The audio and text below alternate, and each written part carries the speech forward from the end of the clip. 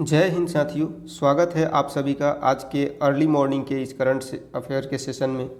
तो आज है 11 जुलाई 2025 और आज फिर से हम लोग एक बार चर्चा करेंगे 10 सबसे महत्वपूर्ण करंट अफेयर्स पर, जो कि सभी प्रतियोगी परीक्षाओं के लिए जो है बेहद ही उपयोगी होंगे। तो चलिए शुरू करते हैं क्लास को और देखते हैं एक एक करके MCQs के रूप में, और उसका एक्सप्लेनेशन भी हम लोग साथ साथ देखते चलेंगे, यानी कि पूरी न्यूज़ के बारे में हम लोग जानकारी कर लेंगे। ठीक है, पूरा एक न्यूज़ को हम लोग अच्छा से कवर करेंगे।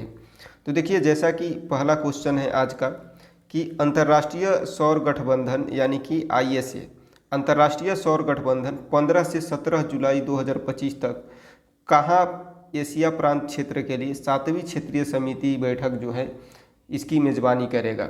अंतर्राष्ट्रीय सौर गठबंधन जो है 15 से 17 जुलाई 2025 तक कहाँ पर एशिया प्रांत क्षेत्र के लिए 7वीं क्षेत्रीय समिति बैठक की जो है मेज़बानी करेगा।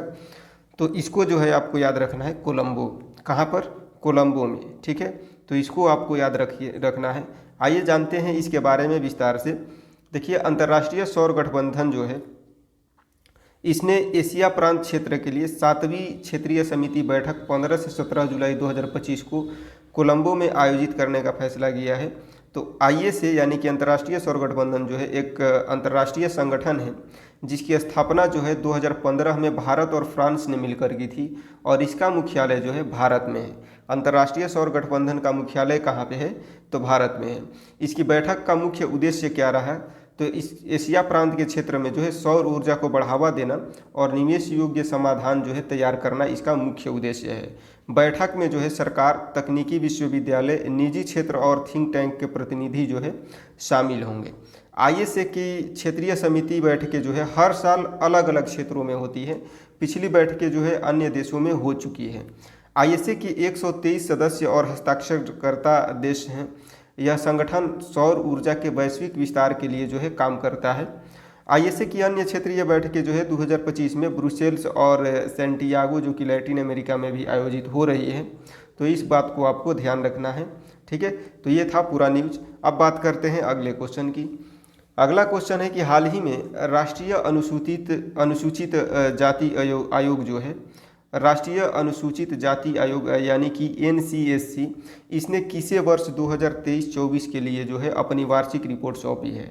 हाल ही में राष्ट्रीय अनुसूचित जाति आयोग जो है इसने किसे वर्ष 2023-24 के लिए अपनी वार्षिक रिपोर्ट सौंपी है। तो इसको आप लोग याद रखिए कि वार्षिक रिपोर्ट जो है सौंपी जाती है राष्ट्रपति को। तो इसने राष्ट्रपति को अपनी वार्षिक रिपोर्ट जो है सौंपी है। ठीक है, देखिए, राष्ट्रीय अनुसूचित जाति आयोग जो है यह रिपोर्ट जो है राष्ट्रपति भवन नई दिल्ली में औपचारिक रूप से इसके द्वारा जो है प्रस्तुत की गई। संविधान के अनुच्छेद 338 के तहत जो है आयोग को यह रिपोर्ट राष्ट्रपति को सौंपनी होती है। रिपोर्ट में जो है अनुसूचित जाति समुदाय की चुनौतियां, कल्याण योजनाएं और सिफारिशें जो है शामिल होती है। रिपोर्ट राष्ट्रपति को सौंपने के बाद संसद में भी पेश की जाती है, लेकिन पहली प्रति जो है राष्ट्रपति को ही जाती है। हर साल आयोग अपनी वार्षिक रिपोर्ट जो है राष्ट्रपति को ही सौंपता है। तो इसको आपको याद रखना है, इसमें कुछ खास बात था नहीं, बस ये याद रखना है कि NCSC जो है ये अपना रिपोर्ट किसको सौंपती है? तो राष्ट्रपति को सौंपती है, और 2023-24 के लिए ये सौंप दिया गया है। अगला क्वेश्चन है कि भारत 2024 में किस देश को पीछे छोड़ करके दुनिया का चौथा सबसे बड़ा जैव ईंधन उपभोक्ता जो है बन गया है। भारत जो है 2024 में किस देश को पीछे छोड़कर दुनिया का चौथा सबसे बड़ा जैव ईंधन उपभोक्ता बन गया है? तो इसको आपको याद रखना है, चीन को। किसे पीछे छोड़ दिया है? चीन को पीछे छोड़ करके चौथा सबसे बड़ा जैव ईंधन उपभोक्ता जो है बन गया है। आइए इसके बारे में थोड़ा सा जानते हैं। ठीक है, यह उपलब्धि जो है world energy statistical review 2025 report में जो है दर्ज की गई है। भारत की जैव ईंधन खपत में जो है एक साल में 40% की वृद्धि हुई है, यानी कि 77,000 बैरल प्रतिदिन का जो है उपयोग है। चीन की जो खपत है 2024 में 60,000 बैरल प्रतिदिन रही, जिसमें 18% की वृद्धि हुई है। भारत लगातार दूसरे वर्ष जैव ईंधन की खपत में जो है चीन से आगे रहा, लेकिन उत्पादन में अभी भी पीछे है। जैव ईंधन नीति जो है, इथेनॉल मिश्रण और सरकारी प्रोत्साहन ने भारत की खपत तेजी से बढ़ाई है। तो इसको आपको भी ध्यान रखना है, ठीक है। चलिए बात करते हैं अगले क्वेश्चन की। तो आज का अगला क्वेश्चन है कि निम्नलिखित में से कौन सा राज्य है जो कि टीबी मरीजों में मृत्यु की संभावना का पूर्वानुमान लगाने वाला मॉडल तैयार किया है, मॉडल लागू किया है, ठीक है।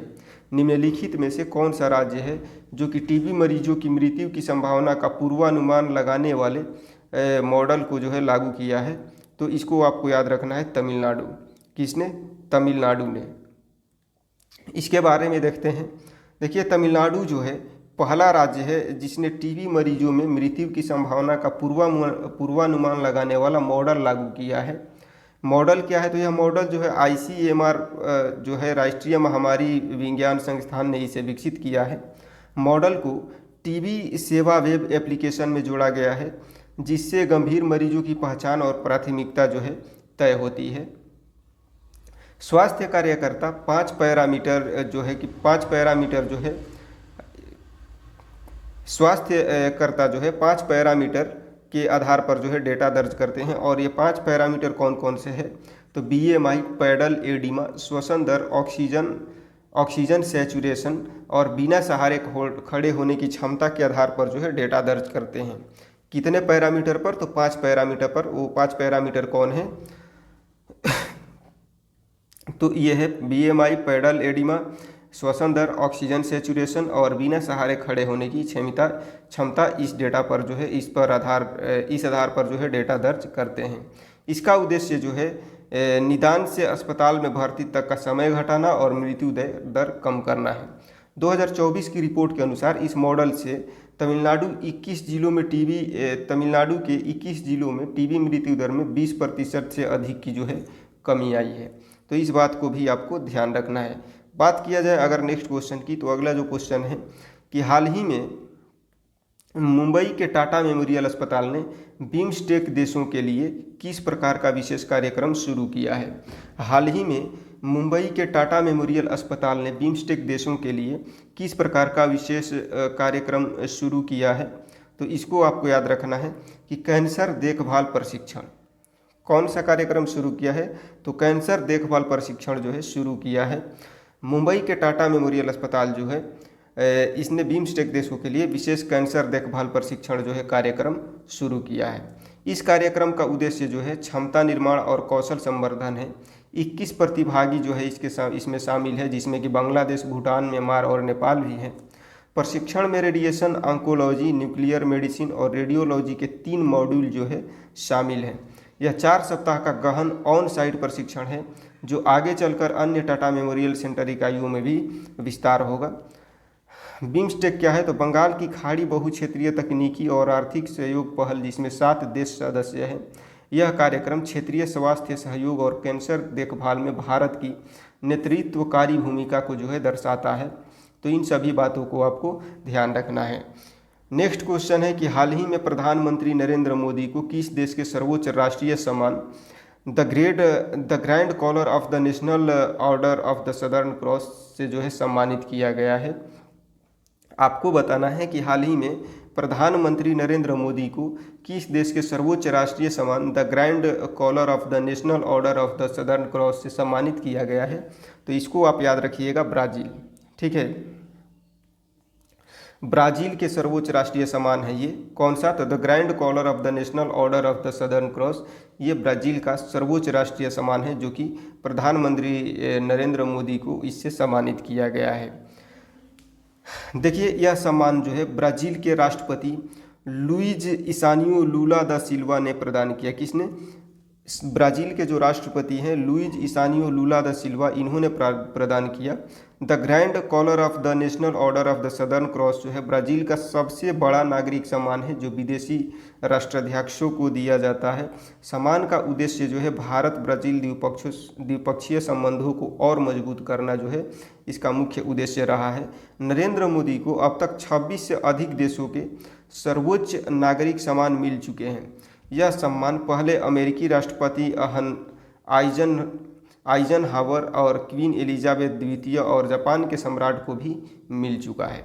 तो इन सभी बातों को जो है आपको याद रखना है। ठीक है, बढ़ते हैं अगले क्वेश्चन की तरफ। तो आज का अगला क्वेश्चन है कि हाल ही में किस सरकार ने स्मार्ट मच्छर निगरानी प्रणाली नामक एक अग्रणी एआई आधारित मच्छर नियंत्रण कार्यक्रम शुरू किया है?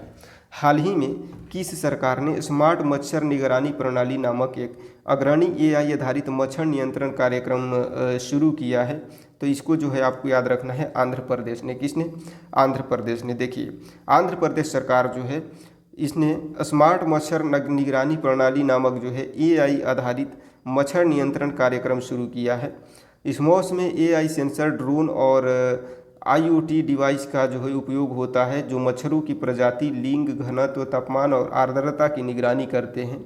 जैसे ही किसी क्षेत्रों में मच्छरों की संख्या तय सीमा से ज़्यादा होती है, सिस्टम जो है ऑटोमेटिक अलर्ट भेजता है और फॉगिंग स्प्रे की जो है कार्यवाही होती है। पायलट प्रोजेक्ट 6 नगर निगमों के 66 संस्थानों पर लागू किया गया है। विशाखापत्तनम, विजयवाड़ा, काकीनाडा और राजमहेंद्रवरम और नेल्लोर और कुर्नूल में जो है यह 6 नगर निगमों में जो है लागू किया गया है। इस मॉस का उद्देश्य जो है मच्छर जनित बीमारियों की रोकथाम में तकनीक का इस्तेमाल को जो है बढ़ाना है।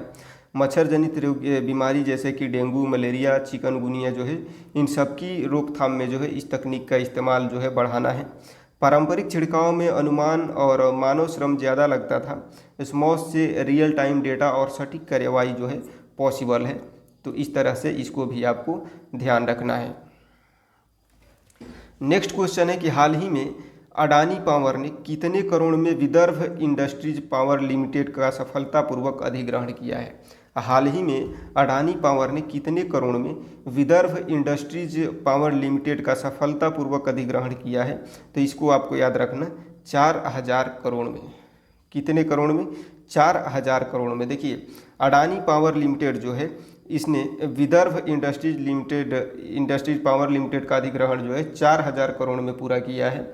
यह सौदा जो है 600 मेगावाट की कोयला आधारित पावर परियोजना के लिए हुआ, जो महाराष्ट्र के नागपुर जिले में स्थित है।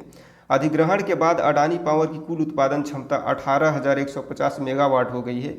यह डील एनसीएलटी की मंजूरी के बाद पूरी हुई। NCLT that means national company law tribunal की मंजूरी के बाद जो है पूरी हुई। कंपनी का लक्ष्य जो है 2030 तक अपनी क्षमता बढ़ाकर 30,670 मेगावाट करना है।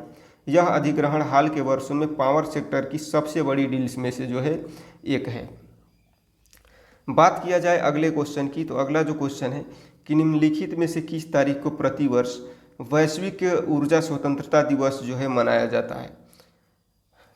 किस तारीख को प्रतिवर्ष जो है वैश्विक ऊर्जा स्वतंत्रता दिवस जो है मनाया जाता है? तो इसको याद रखिएगा, 10 जुलाई को। कब मनाया जाता है? तो 10 जुलाई को जो है वैश्विक ऊर्जा स्वतंत्रता दिवस मनाया जाता है। वैश्विक ऊर्जा स्वतंत्रता दिवस जो है इसका उद्देश्य क्या होता है? तो नवीकरणीय ऊर्जा को अपनाने और जीवाश्म ईंधन पर निर्भरता जो है कम करने के लिए जागरूकता बढ़ाना इसका मुख्य उद्देश्य है। नवीकरणीय ऊर्जा जैसे कि सौर ऊर्जा, पवन ऊर्जा, जल ऊर्जा और भूतापीय ऊर्जा, ये सभी नवीकरणीय ऊर्जा के स्रोत हैं। इनकी शुरुआत 2006 में माइकल डी एंटोनोविच ने की थी। 10 जुलाई को निकोल टेस्ला का जन्मदिन भी है, जो बिजली और ऊर्जा के क्षेत्र में अग्रणी वैज्ञानिक थे। हर साल इस दिन की थीम बदलती है। 2024 की थीम थी energy transition now, embrace the future. यह दिवस ऊर्जा आत्मनिर्भरता, पर्यावरण संरक्षण और सतत विकास के लिए वैश्विक प्रयासों को जो है प्रोत्साहित करता है। तो इन सब बातों को भी ध्यान में रखना है। आज का अगला और आखिरी क्वेश्चन है कि हाल ही में एशिया की सबसे बुजुर्ग हथिनी वत्सला जो है इसकी किस टाइगर रिजर्व में मृत्यु हो गई है? हाल ही में एशिया की सबसे बड़ी बुजुर्ग हथिनी वत्सला इसकी किस टाइगर रिजर्व में मृत्यु हो गई है? तो इसको आपको याद रखना है कि पन्ना टाइगर रिजर्व में। कहाँ पे? पन्ना टाइगर रिजर्व में जो है इसकी मृत्यु हो गई है। देखिए, एशिया की जो सबसे बुजुर्ग हथिनी वत्सला थी, इसकी मृत्यु जो है मध्य प्रदेश के पन्ना टाइगर रिजर्व में हुई है। वत्सला की उम्र 100 वर्ष से अधिक थी। उसे हाथियों की दादी कहा जाता था। इसका जन्म जो है केरल में हुआ था। 1971 में मध्य प्रदेश में लाई गई और 1993 से जो है पन्ना में थी। वह पर्यटकों का आकर्षण और हाथियों के दल की जो अगुआ थी। मृत्यु का कारण अत्यधिक वृद्धावस्था और स्वास्थ्य संबंधी समस्याएं थी। आमतौर पर हाथियों की औसत उम्र जो है 60 से 70 वर्ष होती है, लेकिन वत्सला ने 100 प्लस वर्ष जो है जीवन जिया। तो इसको आपको याद रखना है। तो ये था आज का करंट अफेयर्स का क्वेश्चन, या फिर बोल सकते हैं कि आज के प्रमुख घटनाएं या खबरें, तो और उससे रिलेटेड टॉप MCQs। तो उम्मीद करता हूँ सारी चीज़ें आपको बेहतरीन तरीके से जो है समझ में आ गई होंगी, और मैंने भी बहुत अच्छे तरीके से आपको समझाने का प्रयास किया। तो क्लास आपको कैसा लगा? अच्छा लगा हो तो लाइक ज़रूर करिएगा। अगर हेल्पफुल लगा हो तो दोस्तों को शेयर करिएगा, और अगर चैनल पर नए हैं, आपको लगता है कि हमारा चैनल आपके तैयारी के लिए हेल्पफुल है, उपयोगी है, तो आप चैनल को सब्सक्राइब भी करें। तो मिलते हैं आपसे नेक्स्ट क्लास में, तब तक के लिए जय हिंद।